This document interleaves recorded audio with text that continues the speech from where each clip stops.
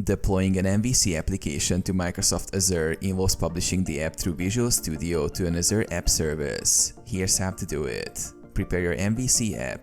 Open your MVC project in Visual Studio. Ensure the project is functioning properly in your local environment before proceeding. Sign into Azure in Visual Studio. In Visual Studio, go to View, Cloud Explorer, and sign in with your Microsoft Azure account. Create an app service in Azure.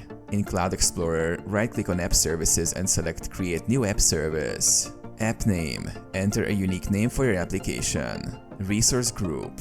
Select or create a new resource group. Hosting plan. Choose a hosting plan based on your app's performance needs. Runtime stack. Choose ASP.NET for an MVC application. Publish your MVC app. In Visual Studio, right-click on your MVC project and choose Publish. Select Azure as the publish target. Choose the app service created in step 3 and click Publish. Monitor the deployment. Visual Studio will begin deploying your MVC app to Azure.